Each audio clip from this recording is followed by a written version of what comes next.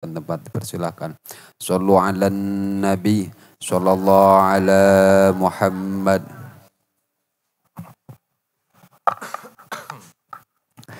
Bismillahirrahmanirrahim. Assalamualaikum warahmatullahi wabarakatuh.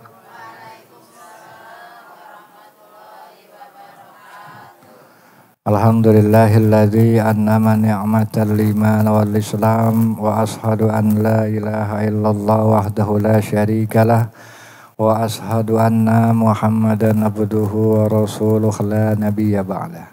Allahumma salli wa sallim wa barik ala sayyidina Muhammadin wa ala alihi wa sahbihi ajma'in, amma ba'du. Allahumma rabbi syrah li sadri wa yassir li amri wa hlul 'uqdatam min lisani yafqahu qawli. Allahumma arinal haqqa haqqa warzuqna ittiba'ah wa arinal batila batila warzuqna ijtinabah. Alhamdulillah, puji beserta syukur marilah sama-sama kita panjatkan kehadirat Allah Subhanahu wa taala yang telah memberikan kepada kita nikmat sehat, hidayah dan taufiknya sehingga kita bisa kembali melanjutkan kajian tafsir Al-Quran yang insya Allah kita melanjutkan yaitu surah Yusuf ayat ke-93. Dan begitu juga salawat beserta salam tidak lupa marilah kita limpah curahkan kepada Nabi kita Muhammad sallallahu alaihi wasallam. Dan juga saya ingatkan di awal pengajian kita kali ini, marilah sama-sama kita perbaiki niat kita, yang mana hadirnya kita di sini adalah dalam rangka lillahi ta'ala, dalam rangka berharap ridhonya Allah Subhanahu wa ta'ala. Karena ketika niat kita tidak dalam rangka lillah, maka hanya akan berakibat lelah, sia-sia. Para ibu yang saya hormati dan mudah-mudahan Allah muliakan, di ayat yang ke-93 ini Allah Subhanahu wa taala berfirman, yaitu di mana di dalam ayat ini Nabi Yusuf berkata kepada saudara-saudaranya, A'udzubillahi minasyaitonirrajim, idhabu biqamisi hadza fa'alquhu ala wajhi abi. Idhabu pergilah kamu, biqamisi dengan membawa gamisku hadza ini, fa'alquhu ala wajhi abi, dan letakkanlah dia ke wajah ayahku. Ya'ti basiran, maka nanti dia akan melihat kembali, akan datang penglihatan kepadanya.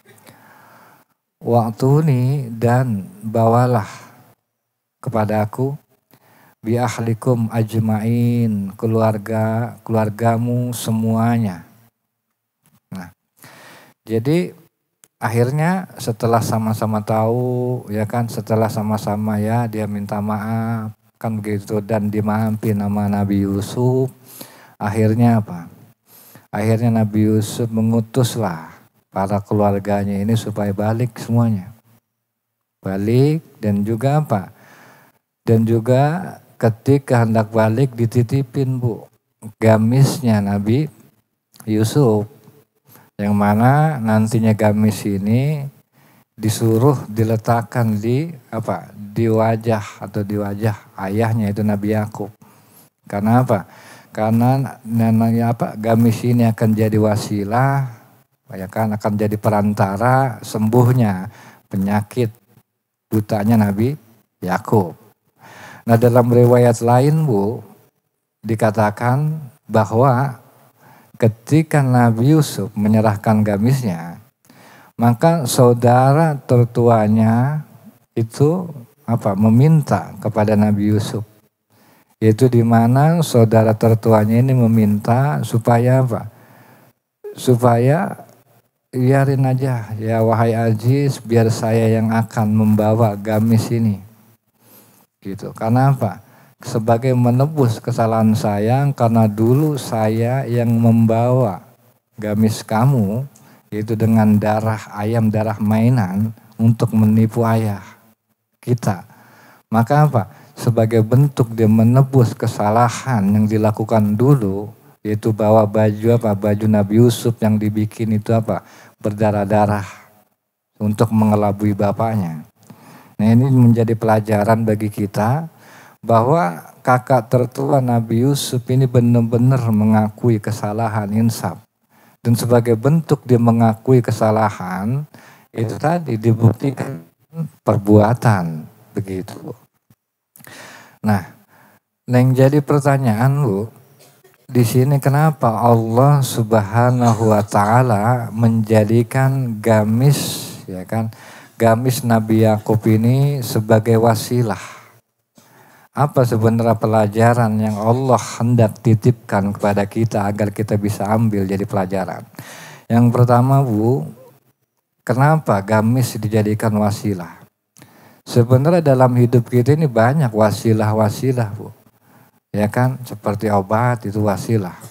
Seperti kita susah ditolong saudara, ditolong tetangga, maka tetangga itu, obat itu adalah wasilah.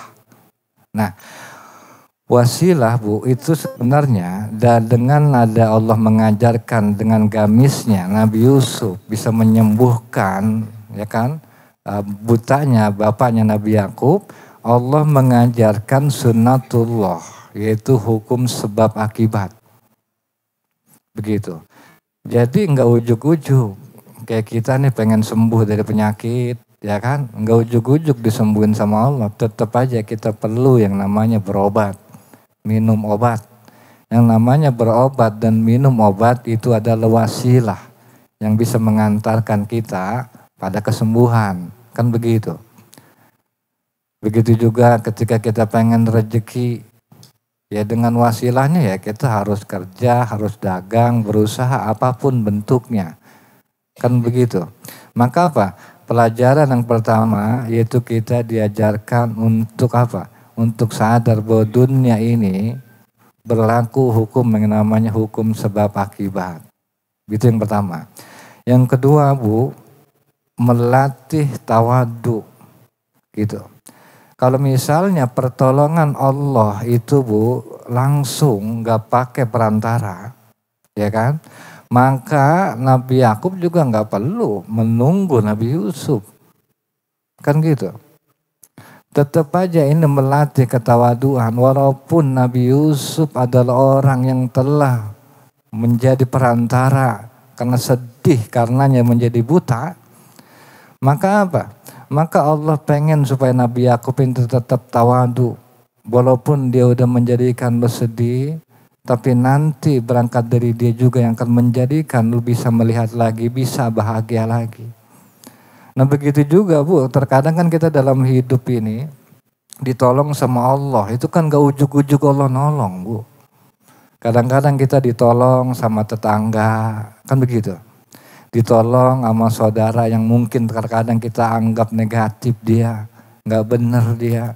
Tapi ternyata tetangga yang kita pandang sebelah mata, yang kita selalu suudon sama dia, ternyata dia adalah orang yang menolong kita. Atau Allah menolong kita melalui perantara dia.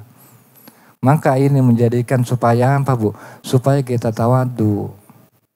Emang benar Allah yang nolong. Tapi kan Allah dalam menolong itu enggak langsung kayak air hujan turun dari langit. Perlu ada sebab-sebabnya, melalui siapanya. Kan begitu. Maka ini juga mengajarkan ketawaduan kepada kita. Begitu. Dan juga ini sebenarnya sebagai apa? Allah hendak memperlihatkan mukjizat lain daripada mukjizat Nabi Yusuf. Mukjizat Nabi Yusuf bukan cuma bisa menafsirkan mimpi, Bu. Salah satunya itu tadi, gamisnya itu bisa menyembuhkan penyakit bapaknya itu Nabi Yakub, begitu. Dan juga yaitu tadi dengan adanya wasilah, dengan adanya perantara, itu supaya apa? Menghindari kita yang namanya sifat sombong. Kadang-kadang kan kalau misalnya pertolongan dari Allah langsung, kita mungkin gak akan butuh sama orang. Ya kan begitu, kalau pertolongan dari Allah langsung. Tapi enggak, yang namanya ketika Allah memberi rezeki kepada kita misalnya, maka wasilahnya kan lewat dagang tuh misalnya. Maka ketika dagang kan kita butuh yang namanya pembeli. Nah kalau misalnya kita ngerasa butuh sama pembeli, ya harus ramah lah sama pembeli. Karena biar bagaimana juga, ya kan, memang benar rezeki itu datang dari Allah. Tapi kan perantara melalui siapa? Melalui usaha kita, melalui langganan kita. Jaga baik-baik langganan. Gitu, jangan jangan sombong, kita masih butuh orang lain, sekaya apapun kita. Bahkan ketika kita ngerasa nggak butuh siapa-siapa, tetap aja Bu, kalau kita mati, kita akan membutuhkan yang namanya tukang gali kubur. Bahkan kita belum sempat ucapan terima kasih. Gitu, artinya dari ayat ini, Allah Subhanahu wa Ta'ala mengajarkan kepada kita untuk supaya supaya yaitu tadi sadar kalau memang di dalam hidup ini ada perantara, ada wasilah. Tapi kita juga Bu perlu hati-hati. Terkadang justru wasilah itu bisa menghalangi antara kita dengan Allah. Terkadang suka begitu. Contoh, kayak misalnya kalau kita mau jujur, emang benar, yang namanya duit bisa jadi wasilah kita seneng. Ya kan, karena ada duit seneng kan begitu. Walaupun orang yang banyak duit juga gak pasti seneng juga. Tetapi ya itu tadi, bisa jadi wasilah. Cuman terkadang masalahnya, ketika kita dianugerahkan oleh Allah sesuatu, kita melupakan Allahnya. Makanya Bu di dalam ayat Quran dikatakan apa? La tafrah. Jangan kalian berbahagia. Kalau kata Allah, innallaha yuhibbul farihin. Sesungguhnya Allah gak menyukai orang-orang yang berbahagia. Aneh gak Bu dengar ayat itu? Aneh kan? Karena jelas farah itu artinya bahagia. Dan Allah katakan la tafrah. Jangan kamu berbahagia. Innallaha la yuhibbul farihin. Karena Allah gak menyukai orang yang berbahagia. Kalau kita tafsirkan Al-Quran itu secara bahasa, udah bingung kita tuh. Kita dilarang bahagia karena Allah gak senang orang bahagia. Maksudnya bagaimana ini? Jadi maksudnya Bu, ayat itu kan berbicara tentang apa? Tentang korun. Korun itu orang yang dia itu bahagia, punya banyak harta, punya kekayaan. Tapi Bu, kebahagiaan dia melalaikan dari Allah. Jadi malah gak ingat sama Allah. Maka Allah bilang la tafrah innallaha la yuhibbul farihin. Jangan kamu berbahagia karena Allah gak menyukai orang yang berbahagia. Makanya kalau misalnya di terjemahan depan itu bunyinya bukan begitu. Bunyinya apa? Jangan kalian membanggakan diri karena Allah gak suka sama orang-orang yang membanggakan diri. Gitu. Artinya apa? Ketika dikasih nikmat, lupa sama yang ngasih nikmat. Senangnya bukan karena Allahnya, karena pemberiannya. Persis seperti kita punya anak kecil, kita beliin mainan, ya kan? Dibeliin mainan cakep. Sampai ketika anak kita nerima mainan itu, senangnya bukan main. Awalnya bilang terima kasih Mak, misalnya kan. Tapi ketika dia udah lama asik sama mainannya, sampai kita panggil, kagak nyaut. Ya kan, aku sampai teriak kagak dengar. Kenapa Bu? Karena dia sedang berbahagia dengan mainannya. Sampai lupa bahwa itu mainan dari siapa? Dari emaknya. Kalau sekarang lebih jelas banget HP dah. Kan begitu. Seneng anak itu dikasih HP. Tapi ternyata ketika udah megang HP, orang tuanya nyuruh apa, dia kemana. Orang tuanya ngomong begini, dia tetap aja nggak dengerin. Nah, perumpamaan orang-orang itu, Bu, kebanyakan kita itu terhadap Allah terkadang seperti itu. Ketika dikasih nikmat, senangnya bukan karena Allahnya, tapi yang menjadikan senang dan susahnya dia karena pemberiannya. Ketika dikasih senang, ketika diambil sedih. Dia udah lihat lagi siapa yang ngasih, siapa yang ngambil. Yang ngasih Allah, yang ngambil Allah. Kan seharusnya apa? Ngelihatnya ke Allahnya, jangan terhadap pemberiannya, begitu Bu. Dan juga Bu, ini kalau kata Syekh Mutawalli Sya'rawi, merupakan atau baju gamisnya Nabi Yusuf ini Bu simbol kabar gembira. Jadi baju Nabi Yusuf ini bukan sekedar kain. Dia ibaratnya bukti nyata bahwa Yusuf ini masih hidup. Gitu Bu. Begitu juga baju Yusuf ini kan Bu? Bahkan sampai sebelum kembali itu Nabi Yakub udah mencium baunya, nanti di ayat yang selanjutnya akan kita bahas. Dan juga Bu, fungsi daripada baju gamis Nabi Yusuf ini kan menghapus Bu memori daripada kesedihan di masa lalu. Karena kan dulu ketika Nabi Yusuf ya kan dilempar ke dalam ke dalam sumur, itu kan Nabi Yusuf saudara-saudara Nabi Yusuf bawa baju Nabi Yusuf yang udah dicampurin darah binatang. Yang tujuannya untuk mengelabui bapaknya karena dimakan serigala, katanya kan begitu. Nah sekarang baju Yusuf kembali, cuman kembalinya kalau dulu membawa kabar duka. Tapi sekarang baju Nabi Yusuf kembali membawa kabar gembira dan kebenaran. Artinya baju itu menghapus memori kesedihan Nabi Yakub di masa lalu. Dan juga Bu, ini sebagai bentuk penghormatan yang namanya kasih anak kepada ayahnya. Maksudnya gimana? Nabi Yusuf bisa aja langsung Bu manggil ayahnya datang dan mengirim tanda cinta tanda cinta itu lebih dulu, tapi enggak Bu. Nabi Yusuf bajunya itu yang pernah nempel sama dia itu kan memancarkan yang namanya bau yang khas. Maka itu Bu? Itu adalah hadiah yang akan menguatkan ayahnya sebelum nanti pertemuan yang akan datang. Artinya udah dikasih kabar dulu. Ibarat kalau kayak kita di WA dulu lah. Dihibur dulu dengan Pak, saya bentar lagi kita bakal ketemu. Misalkan begitu. Dikasih kabar bahagia dulu yang namanya orang tua. Dan ini juga pelajaran bagi kita Bu, bahwa yang namanya anak, ya kan, yang namanya anak, walaupun kita udah dewasa, walaupun kita udah berhasil misalnya di Jakarta, ya Bu, yang ibu yang masih punya orang tua di kampung, jangan sampai kita ngelupain sama yang namanya orang tua kita. Karena Nabi Yusuf yang mencontohkannya begitu kepada kita.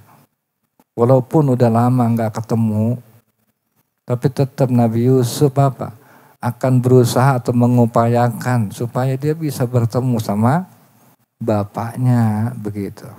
Dan di sini kenapa Bu kok menurut Syekh Sya'rawi, kenapa Nabi Yusuf berkata ala wajhi abi, bukannya wajhi abikum, kan gitu. Letakkanlah baju ini ke wajah ayahku. Kenapa enggak dikatakan wajah ayah kalian? Kan gitu, padahal kan dia Nabi Yusuf ini sedang berbicara sama saudara-saudaranya. Tapi kenapa bahasanya di wajah ayahku, bukan ayah kalian. Nah Yusuf Bu seakan pengen menghidupkan kembali hubungan yang sempat terputus. Yaitu pada saat yang sama dia mengingatkan kepada saudara-saudaranya tentang Bu? Tentang cinta seorang ayah yang dulu mereka abaikan. Gitu, artinya Nabi Yusuf pengen nyontohin, gue ini sama bapak gue itu cinta banget. Makanya dikatakan bahasa abi, bapakku, ayahku, menjadi contoh buat abang-abangnya. Ya antibasiron, niscaya dia akan menjadi melihat kembali. Ini maknanya Bu, ada dua yang dimaksud melihat kembali. Yang pertama yaitu Nabi Yakub melihat kebenaran janji Allah yang dulu diyakini meskipun belum terjadi. Jadi kan Nabi Yakub akan dijanjikan kebahagiaan, akan disempurnakan nikmatnya. Gitu. Maka Maka yang dimaksud di sini saya akan kembali melihat kembali itu tadi secara dia ini akan dikasih jawaban atas janji-janjinya yang dulu. Terus juga rasa sedih yang menutupi mata hatinya hilang, atau dan bahkan dalam arti yang sebenarnya itu di mana matanya benar-benar melihat begitu Bu. Dan juga waktu nih bi ahlikum ajmain, dan Yusuf juga berkata, datangkanlah kepada aku bersama seluruh keluargamu. Nah jadi Bu, Nabi Yusuf di sini nggak bilang apa, datanglah bersama orang-orang penting dari keluargamu dan apa, atau hanya membawa ayah. Itu Nabi Yusuf nggak ngomong bapaknya nggak diomong di situ. Tapi apa, bawa semua keluargamu. Aneh nggak tuh Bu? Disuruh bawa semua keluarga, tapi bapaknya nggak disebut di situ. Tapi yang disebut apa? Bawa seluruh keluarga. Kenapa bisa begitu Bu? Jadi Bu, Nabi Yusuf ngomong begitu, itu karena apa? Nabi Yusuf ingin memberikan pemulihan, ya kan, perlindungan total kepada seluruh keluarganya. Dan Yusuf juga tidak menyebutkan secara eksplisit di situ bapaknya, karena Yusuf nggak mau gitu, memaksa bapaknya supaya apa, datang secara langsung. Karena apa? Karena dia menjaga kehormatan dan perasaan daripada ayahnya. Begitu Bu. Jadi Nabi Yusuf di sini saking halus nggak mau. Ketika pun dia punya keinginan sampai harus ngerepotin bapaknya, nggak mau. Gitu. Dan ini kan terkadang kayak kita juga ini jadi pelajaran buat kita. Ketika misalnya orang tua udah tua atau gimana kan gitu. Ya mungkin kita nggak bisa maksa orang tua untuk hadir atau mendekati kita. Kan gitu ya, mau nggak mau kita harus yang mendekati orang tua kita. Lain cerita kalau orang tua kitanya mau, itu lebih bagus. Begitu.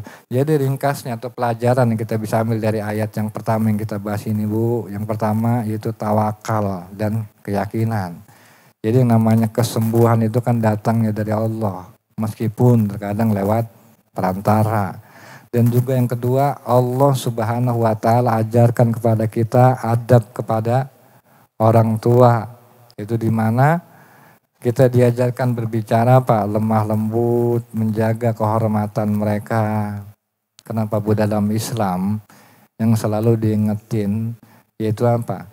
Anak supaya berbakti, beradab sama orang tua. Dan jarang ya kan orang tua diingatkan untuk sayang kepada anak. Ada mungkin beberapa, enggak sebanyak ketika Allah mengingatkan anak supaya berbakti sama orang tua. Karena yang namanya cintanya orang tua sama anak itu adalah satu hal yang fitrah. Dan nasihat Allah yang diberikan kepada orang tua bentuknya bukan dalam bentuk wahyu. Tapi nasihat yang diberikan orang tua untuk menyayangi anak itu dalam bentuk fitrah. Yang namanya orang tua fitrahnya pasti sayang sama anaknya, nggak perlu diajarin. Tapi kalau namanya anak, kenapa harus diingatkan melalui wahyu? Ya karena namanya anak ke fitrahnya, dia kan menyayangi anaknya lagi. Lupa dia ke atasnya. Maka perlu diingatkan dengan wahyu. Gitu Bu. Dan juga yang terakhir juga diajarkan kita kepedulian yang menyeluruh, artinya kan tadi di akhir apa? Nabi Yusuf itu ngajarin supaya apa Bu? Supaya yang namanya nanti datang itu seluruhnya. Kadang-kadang kan kita kalau udah sukses ya kan, udah jaya, udah kaya, udah makin lupa sama saudara.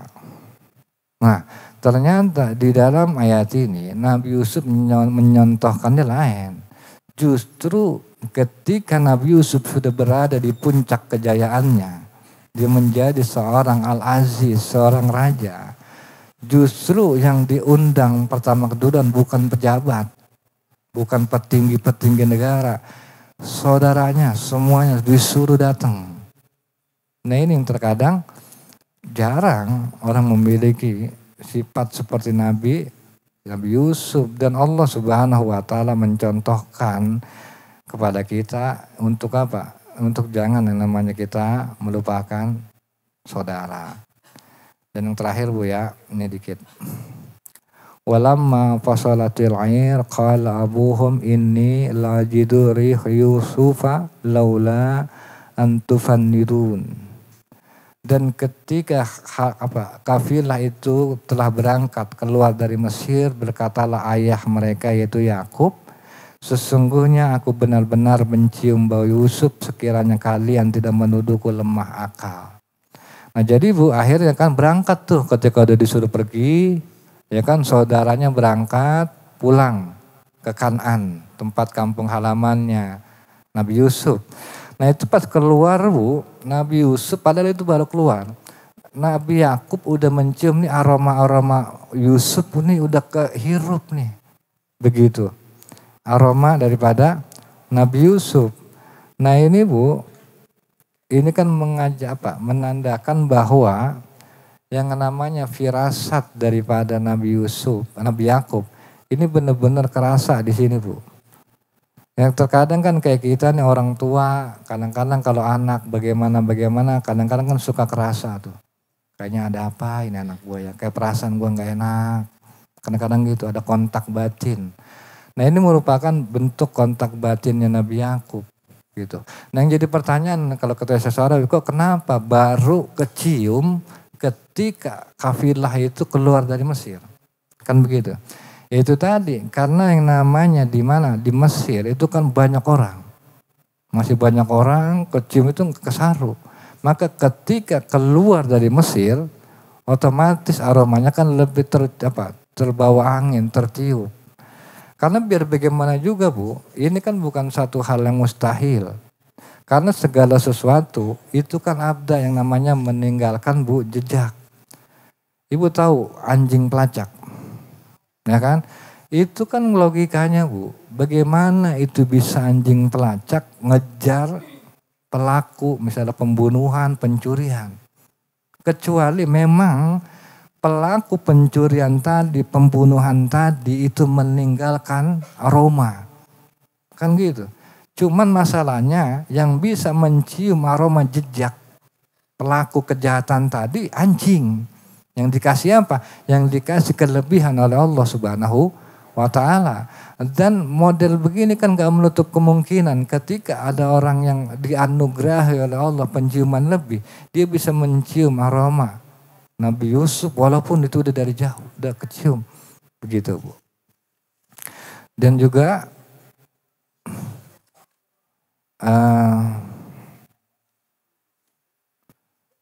ya mungkin itu saja yang terkait dari apa yang saya sampaikan. Mudah-mudahan dari apa yang saya sampaikan bisa bermanfaat dan bisa menjadi kebaikan dan pelajaran buat kita. Sehingga menjadi suri tauladan dalam hal ini Nabi Yusuf bagi kita semua. Mungkin dari saya cukup sekian. Wassalamualaikum warahmatullahi wabarakatuh.